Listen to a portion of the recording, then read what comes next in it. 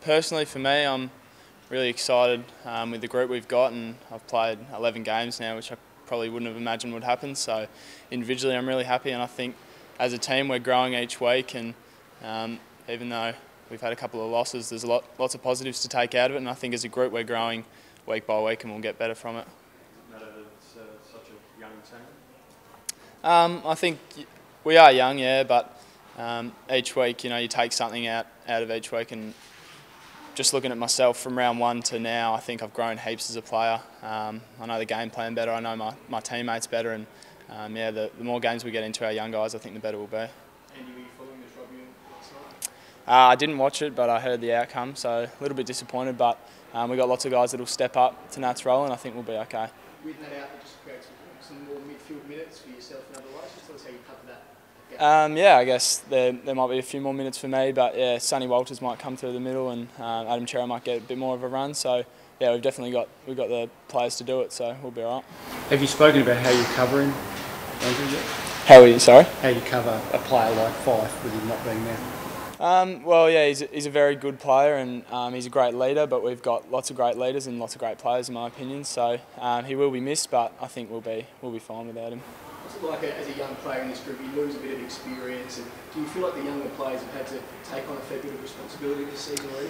Yeah, definitely. I think I've taken a fair bit of responsibility on, and everyone has. We're all playing AFL footy, and we've all got a part to play in the team, so I think we're just trying to take it week by week and get better every week. What do you do differently this week going into it without Fife? I think we'll have to step up as our other leaders will have to step up a fair bit, and our midfielders will have to step up. But that's a challenge that we're going to have to go through, and it happens. Players get suspended, so that's just footy, and I think we'll be okay. Do you feel disappointed for him? Yeah, a little bit disappointed, but I know he's a great player, and he'll bounce back, and he'll be fine come Carlton. And your tackling numbers have been really impressive this season. Is that part of your game that you'd already developed? That's something you've had to really work on? It's something that I did pride myself on last year, but always trying to develop it. Yeah, I thought my tackling was all right this week, but it can always get better, and there's always room for improvement. So I'll definitely be looking to keep growing on that throughout the year. If there's a part of your game you feel you want to get better at quickly, what would that part be, do you think? Well, as a young player, I feel like every part of my game still needs improving, but I think the team defence at the moment, going from under-18s transition and being a really strong defensive-minded midfielder, so being able to lock down players and work really hard defensively probably for me. Do the young players at Fremantle view themselves as a group within a group? I think the last time they did their rebuild, 08, 09, they had a guy like Matt DeBoer who almost led the young players through. Have you developed that sort of camaraderie between you? Yeah, I think us young fellas are really close, and helping each other out with the game plan and stuff like that. But yeah, no, we are a really tight group, us young guys, but that said, the whole group together is pretty close as well. How are you physically and mentally? Obviously, young players tend to feel the pinch of an AFL season. Are you holding up a lot? Sure thing. Sorry, can you ask that one again? Pretending that the cameraman's asking it. Yep. How are you physically and mentally? It's a grind, an AFL season. Are you holding up okay, or are you looking for the break a little bit? Yeah, I'm holding up all right. I think we've got to buy in a few weeks, which will be good. But yeah, I know we've got a good conditioning staff, and my body's holding up all right, and mentally I'm doing all right as well. So looking forward to the bye, but also looking forward to each week and playing my heart out. Obviously, we talk about this week without Nathan, but you had last week without Aaron. How much different was it around stoppages, A, up against a very good ruckman, and B, without your very good ruckman?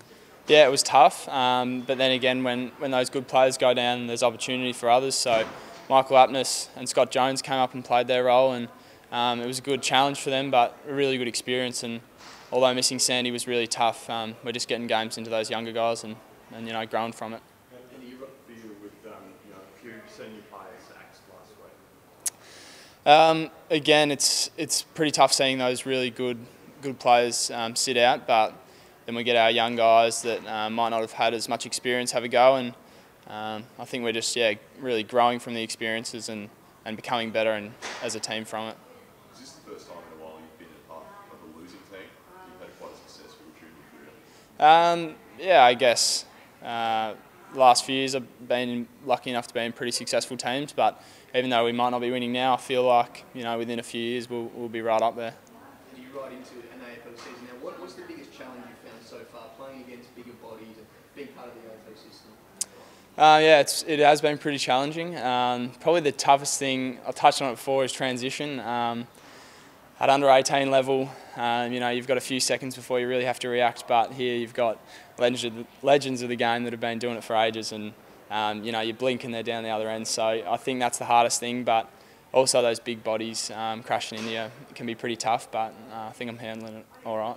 Spoke about the recovery. How do you go after a game? Yeah, I'm pretty sore, but we do a lot of ice baths, acid flush runs, a lot of treatment from the physios and doctors, and I think my body's been holding up all right. But after a game, I can be pretty sore, but by the next week, I'm fine. Do you talk to Angus regularly?